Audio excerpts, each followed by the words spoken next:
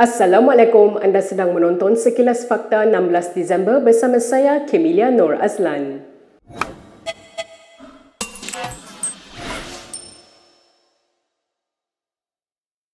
Seramai 94 individu termasuk kanak-kanak menjadi mangsa kejadian tanah runtuh di sebuah tapak perkhemahan awam di Batang Kali, Selangor awal pagi tadi. Setakat petang tadi, angka korban kejadian tersebut meningkat kepada 19 orang. Kejadian itu berlaku kira-kira jam 2 pagi di tapak perkhemahan di Father's Organic Farm meliputi kawasan seluas sekitar 1 ekar. Seorang pekerja kebun warga Myanmar memberitahu Kini TV, dua kejadian tanah runtuh berlaku dan kesemua 13 orang pekerja berjaya menyelamatkan diri. Ada 2 kali tanah turun, tanah runtuh. 2 kali. 2 kali. Satu kali sudah bangun, sudah keluar. Ngam-ngam ujung sana sudah sampai, lagi 2 kali. Kok sudah naik.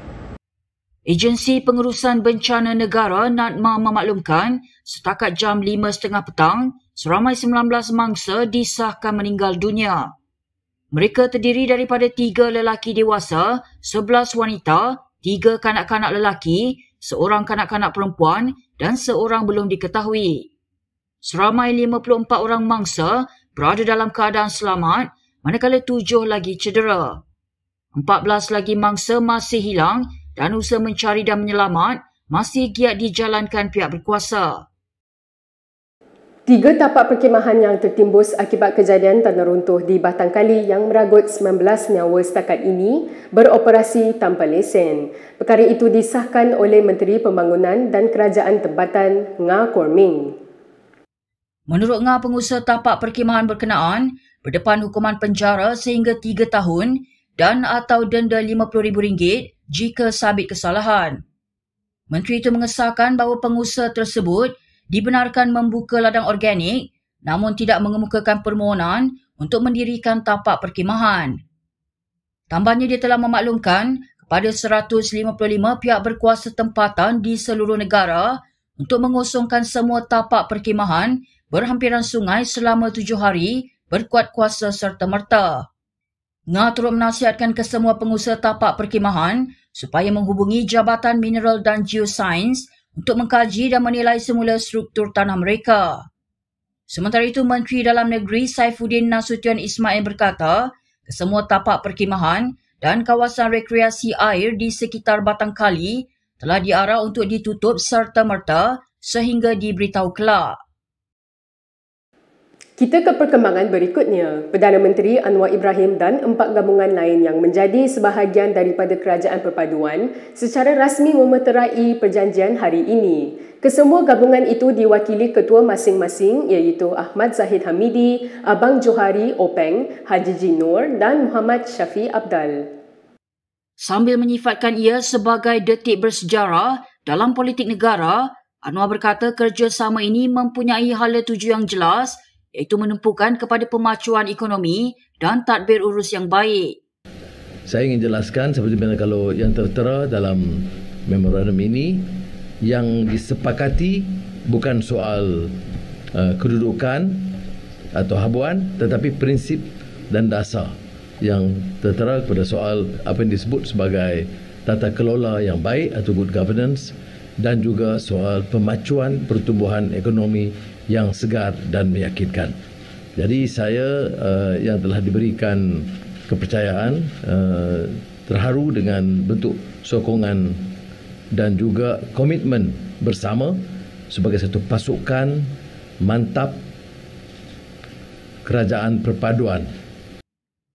Tambah Anwar, dia berharap kerjasama itu akan berterusan sehingga penggal kali ini berakhir. Semalam, Timbalan Perdana Menteri Fadilah Yusof mengesahkan parti politik yang menyokong pentadbiran Anwar akan memeterai perjanjian berkaitan kerjasama itu hari ini. Katanya langkah itu mendahului usul percaya yang bakal dibentangkan di Parlimen pada Isnin ini. Hebat tak hebat bapa aku? Orang ni nak tolong dah. Yelah tu. Sembang apa tadi? Bersumbu. Kita pasal bapak suka tolong orang. Nasib baik ada mengingatkan. Suruhanjaya Pencegahan Rasuah Malaysia telah menyerbu 8 agensi berkaitan kerajaan dan 9 syarikat. Serbuan tersebut berhubung dakwaan penyelewengan RM92.5 bilion dana kerajaan oleh pentadbiran terdahulu. Sumber yang rapat dengan siasatan itu memberitahu Harian Metro bahawa 8 agensi berkaitan kerajaan itu dikatakan menerima peruntukan terbesar melalui pakej rangsangan oleh kerajaan pada 2020 dan 2021. Suruhanjaya itu turut menyerbu 9 syarikat untuk mendapatkan dokumen tertentu dipercayai sebagai pembekal utama kepada 8 agensi berkenaan. SPRM sebelum ini menyiasat dakwaan penyelewengan RM92.5 bilion yang merupakan sebahagian daripada pakej insentif ekonomi berjumlah RM530 bilion pada 2020 dan 2021 berhubung pengurusan pandemik COVID-19. Sebagai sebahagian daripada siasatan, SPRM dijangka memanggil pengerusi Perikatan Nasional Muhyiddin Yassin yang ketika itu menjadi Perdana Menteri. Bekas Menteri Kewangan Tengku Zafrul Tengku Abdul Aziz dan bekas Menteri Kesihatan Khairi Jamaluddin juga akan dipanggil. Muhyiddin sebelum ini menafikan dakwaan penyelewengan dan mengisytiharkan kesediaannya menghadapi sebarang siasatan. Berita seterusnya, Mahkamah Tinggi Shah Alam memerintahkan kerajaan dan 3 yang lain membayar RM5 juta kepada keluarga mendiang warga Mongolia Altantuya Sharibu. Keputusan Hakim Mahkamah Sivil Wazir Alam Maidin Mira dibuat 15 tahun selepas tindakan sivil difailkan pada 2007. 3 plaintif, bapa dan ibu mendiang serta abang Altantuya sebelum ini memfailkan saman RM100 juta. Saman itu menyasarkan 2 bekas anggota unit tindakan khas, Azila Hadri dan Sirul Azhar Umar, serta penganalisis politik Abdul Razak Baginda dan Kerajaan Malaysia. Altantuya dibunuh pada Oktober 2006 dan mayatnya diletupkan dengan bahan letupan grade tentera.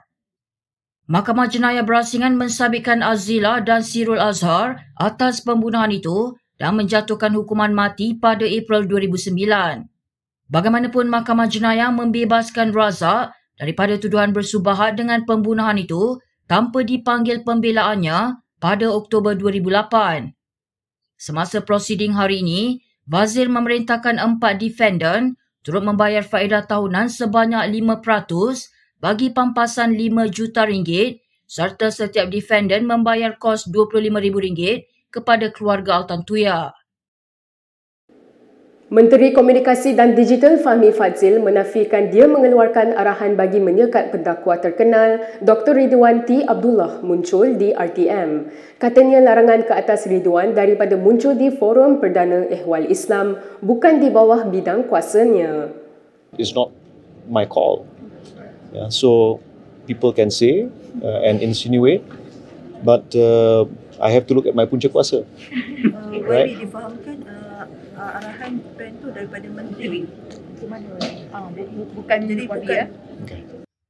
Sebelum ini beredar tangkapan layar sebuah kumpulan WhatsApp yang menyebut Ridwan sebagai memaklumkan perkembangan itu. Tokoh Maulidur Rasul dan Ma'al Hijrah itu juga menzahirkan rasa sedih apabila rancangan bual bicara popular setiap Khamis itu turut dibatalkan kerana penampilannya. Berikut beberapa lagi ringkasan berita untuk hari ini.